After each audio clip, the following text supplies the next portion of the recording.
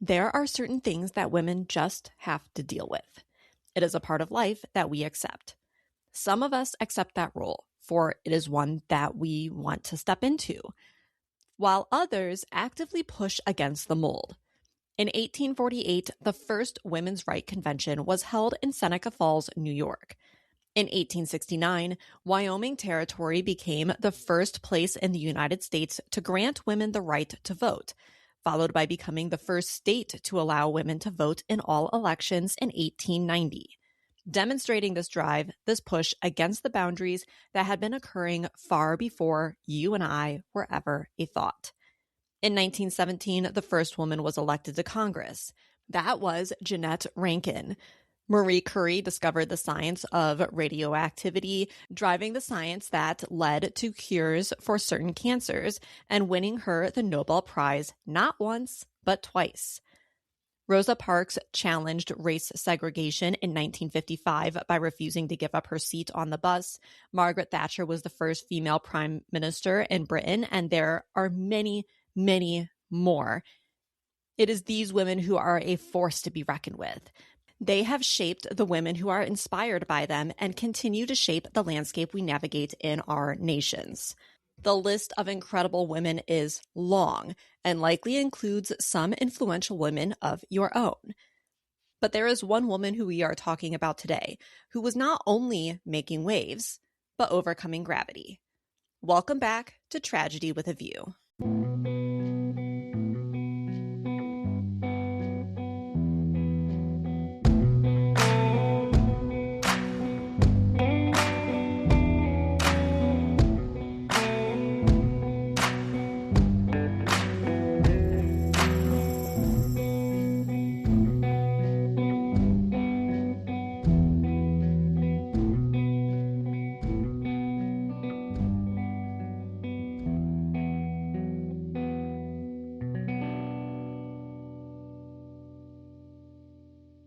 Hello, welcome back. I am your host, Kayla, and I'm so disappointed in myself because I should have done this episode last week to more closely coincide with International Women's Day, but I didn't. I didn't plan that far ahead, and I'm disappointed in myself for that.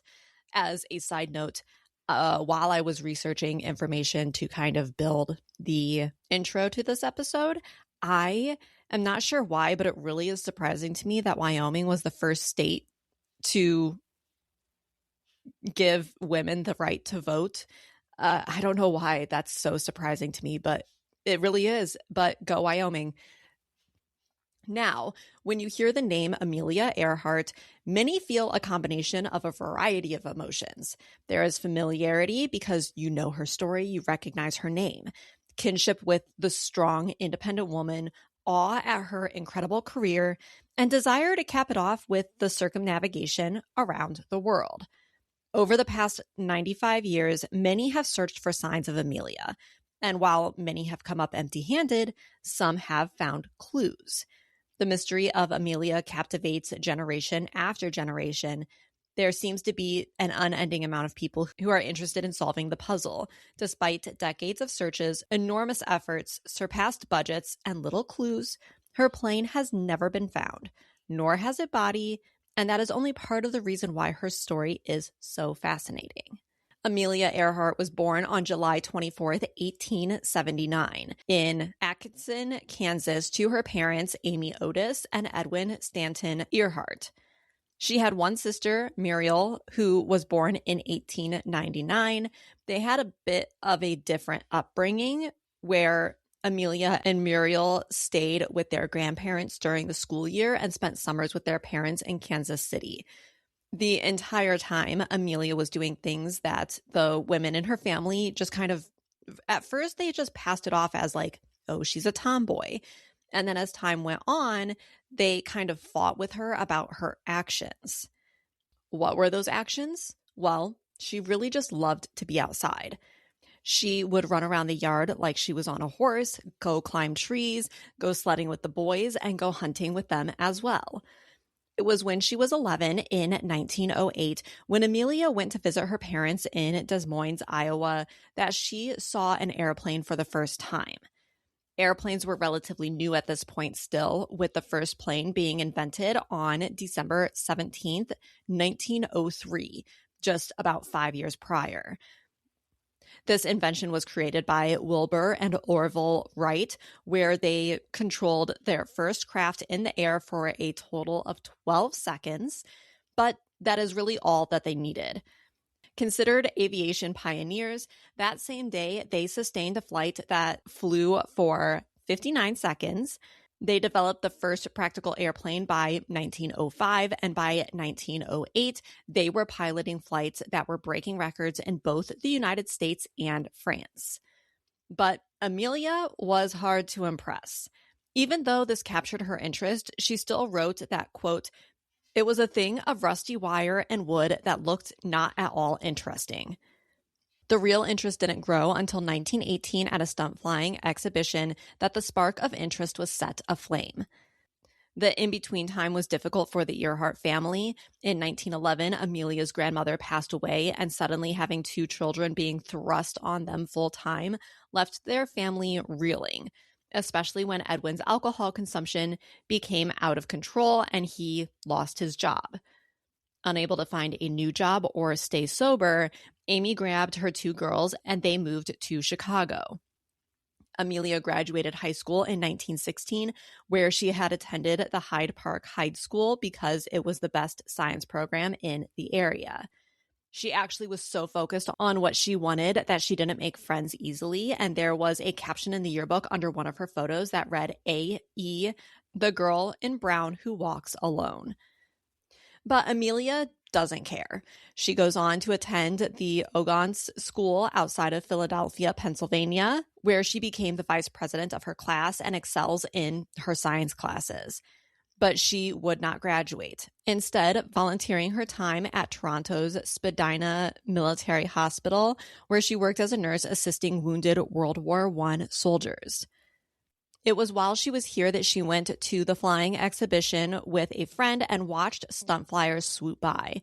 Amelia just stood and watched and was absolutely enthralled.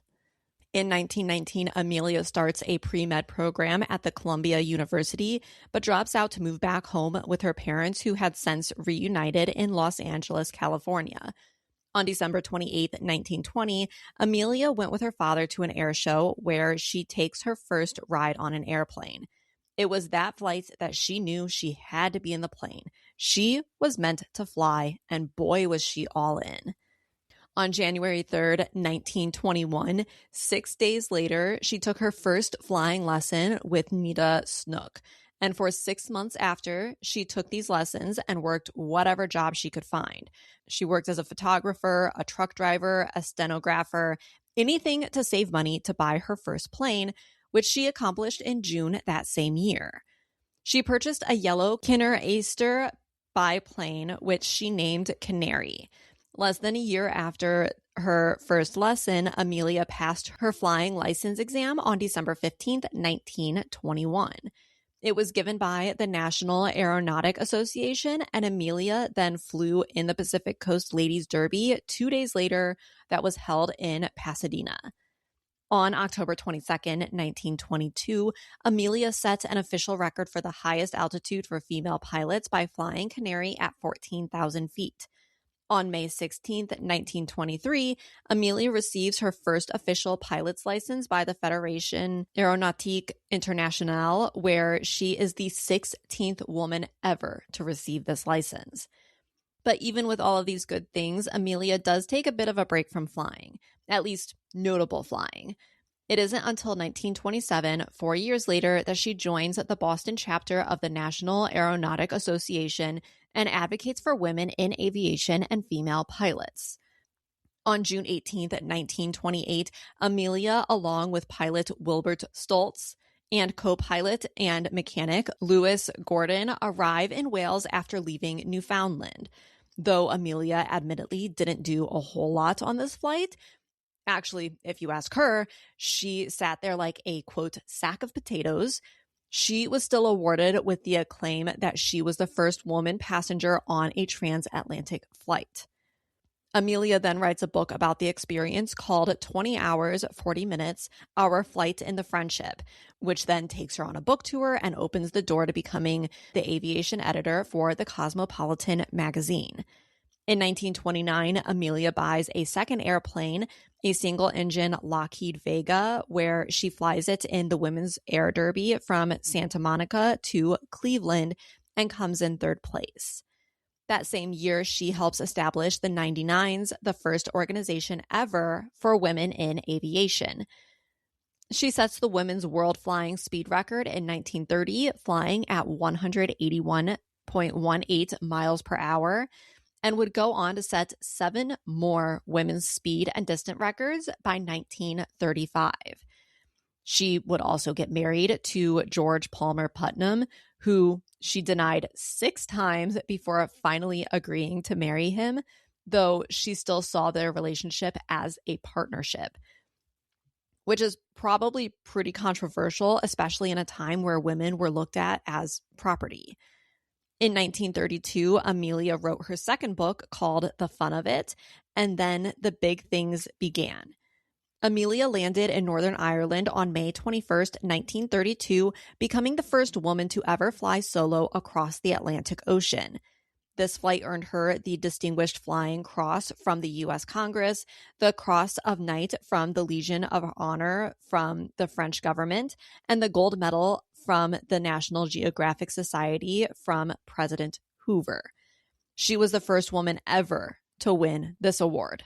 When she landed in Northern Ireland, she landed in a field, and there is now an Amelia Earhart Center museum there. In August of that same year, Amelia became the first woman to fly across the U.S. continent and back by herself, a feat which she does a second time in 1933. On January 11th, 1935, Amelia became the first person to fly solo from Honolulu, Hawaii to Oakland, California. She also flies from Los Angeles to Mexico City solo in April and Mexico City to New York in May. Next up is Amelia's most ambitious goal yet, the round-the-world flight. In July 1936, Purdue University finances a new plane for Amelia, which was a Lockheed Electra 10E, which she named the Flying Laboratory. She fully intended to use this plane to fly around the world. The Lockheed Electra was outfitted with a brand new state-of-the-art communication system that was so high-tech at the time, Amelia didn't know how to use it, nor would her navigator, Fred Noonan. The Pacific is huge, huge. It covers 1/3 of the Earth's surface by itself. It is up to 18,000 feet deep in certain places, which comes out to about 3.5 miles deep, with some locations, such as the Marina Trench, being 36,037 feet deep, or just over 6.8 miles deep. On March 17th, 1937, all of it begins.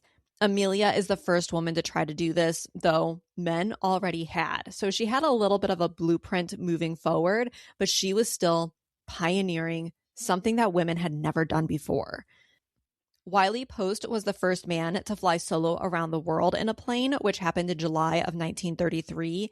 And in 1931, just 2 years prior, he made the trip with a navigator, much like Amelia is doing now. To fly 28,000 miles required about $80,000 in upgrades, from the plane itself to the technology put on it. This also includes upgrading it so that the range of this plane could fly further than the 700 to 800 miles the normal plane could fly on a tank of gas. These upgrades allowed Amelia to fly 4,500 miles by using extra fuel storage tanks, eliminating the need for the Electra to stop and refuel every few hundred miles. But still, there were locations in the Pacific where they would have to be very specific and directly on course, otherwise they were at risk for running out of fuel. Amelia, along with her navigator, Fred Noonan, Captain Harry Manning, and stunt pilot Paul Mantz, fly from Oakland, California to Honolulu, Hawaii. The entire world was invested in this flight, even though parts of the world had already engaged in what would become World War II. So they landed in Honolulu, but they had to call off the next leg of the flight when they tried to take off 3 days later. And unfortunately, the landing gear collapsed, causing severe damage to the plane during takeoff. A few months later, on June 1st, 1937, she tries again, this time going the opposite direction, starting from Oakland, California to Miami, Florida. This time with only Fred Noonan, her navigator, with her. Focusing on Noonan for a moment, he was an experienced able navigator. He was very experienced. He had been a sea captain who helped chart the Pan American Airways along with many other commercial routes across the Pacific Ocean. He was one of the top, if not the best, navigator in the world at the time. They didn't know how to work this communication system, though.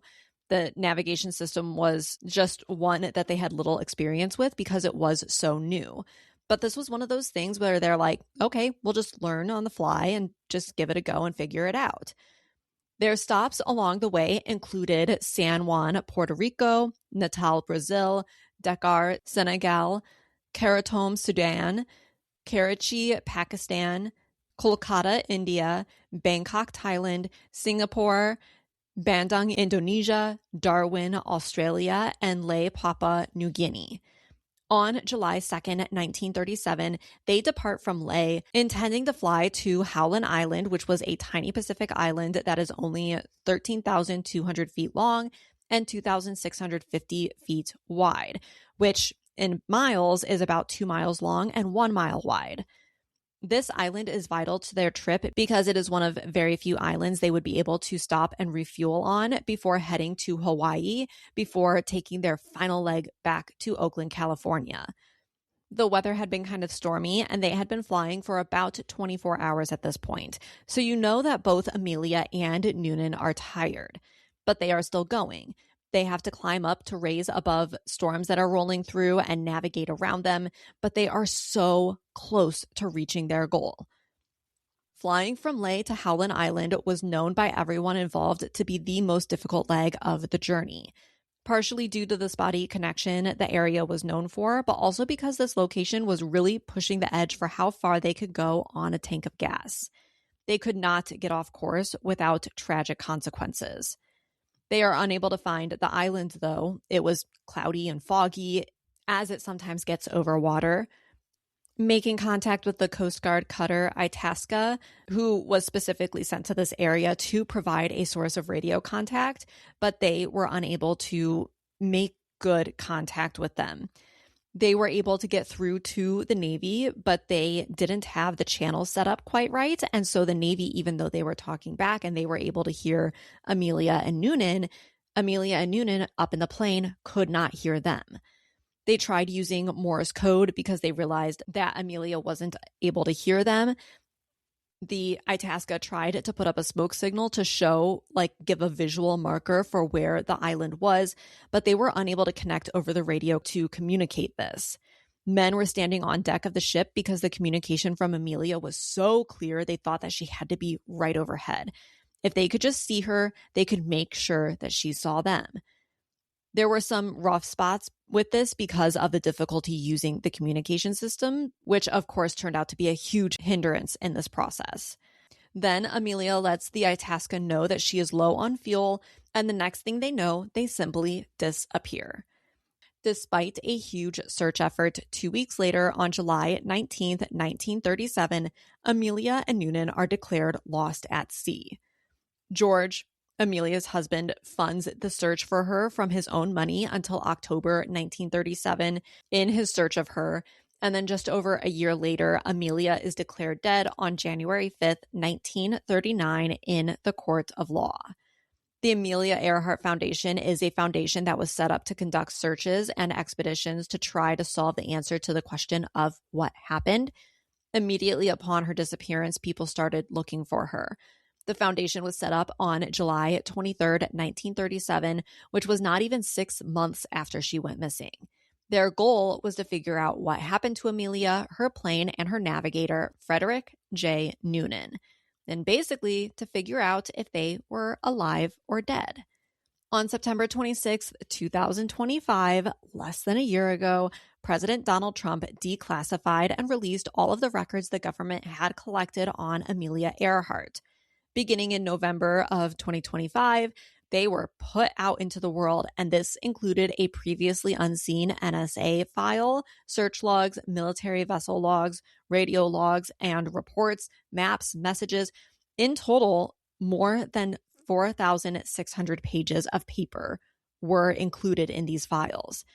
If you need a visual on that, take the packets of paper that you get to put in a printer, you take 10 of those, you stack those on top of each other, and that's about 5,000 pages of paper. So that's what people have to search through. Now, I personally have not gone through them, but I have looked at sources who have looked at some of these things, and there's been a couple of interesting theories that have popped up because of this, but I would also like to be abundantly clear that there's no smoking gun. Based on what I have seen from what other people have seen, there's nothing to indicate that anything is being covered up with Amelia's disappearance. Today, as it stands, as I'm recording this episode, we still don't know where Amelia is or what happened to her. There is a document asserting the claim that Amelia was still alive, at least at the point of when that letter was written. Many of the theories that people have of what happened to Amelia are not supported by fact. For example, some believe that Israel shot down Amelia's plane, but Israel wasn't an established state until 1948, over 10 years after Amelia went missing, though there was a revolution occurring in the area during 1937, which was the Arab Revolt, where many were joining the uprising against the British rule and Jewish immigration. Asterisk that whole thing with she'd already made it over the territory. So that doesn't quite make sense. There is the Garner Island theory, which is the most popular theory. What is believed with this theory is that they realized that they couldn't find the island and they had a very small window of opportunity to land and refuel somewhere. They flew past Baker Island and towards the Phoenix Islands, where one of the islands is called Garner Island, which was at the time, and I believe it still is, uninhabited. Some believe that they crash landed on this island, specifically the International Group for Historic Aircraft Recovery, who proposed this idea, believes that they crashed near the shipwreck, the Norwich City, which was a freighter that crashed into the island's reefs in 1926 and sank. Once they crash landed, Amelia and Noonan still had radio signal and tried to send messages. What were those messages? This plays right into Rick Gillespie, who wrote the book called Finding Amelia, which was published in 2026. Rick Gillespie is associated with the International Group for Historic Aircraft Recovery. So those two hold hands very closely, okay?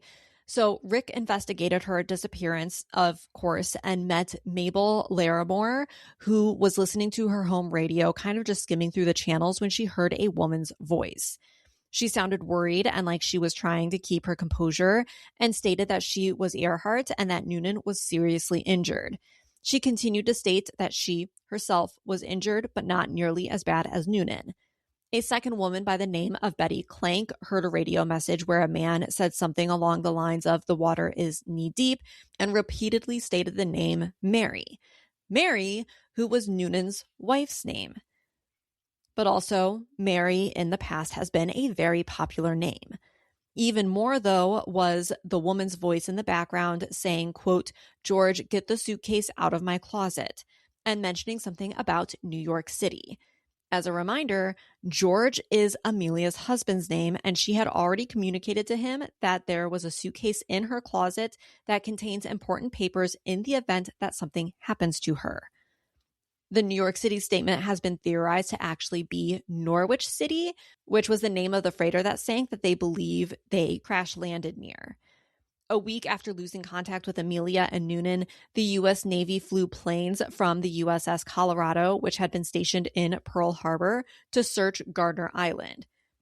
Though they found and noted evidence of recent habitation, no one came out of the vegetation, no matter how long the planes circled around.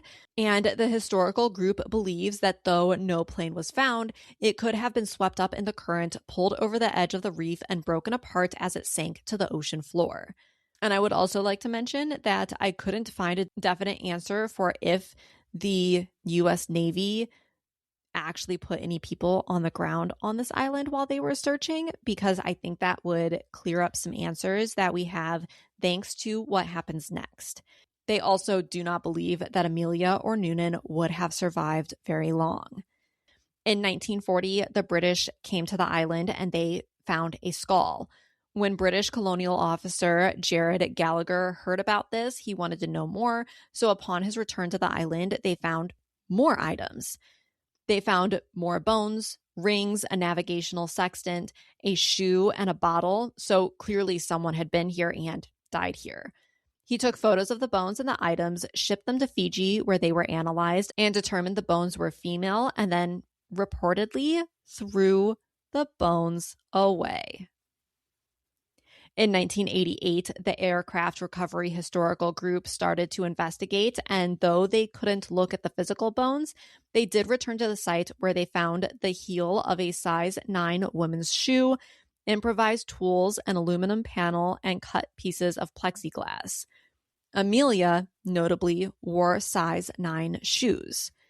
The second most popular theory is that the Japanese shot her plane down, which I think there is more evidence supporting the Gardner Island theory, but I think the idea that the Japanese shot down her plane cannot be dismissed. Other theories include the 1966 theory that she was a spy for the Chinese, that their plane crashed on Saipan and she and Noonan were captured and executed by the Japanese. Again, I think that one could potentially have happened. There is actually a woman who claimed that she witnessed both their executions. And no matter what you believe, we still don't have conclusive evidence to kind of lock down on one of the theories or even have a new theory.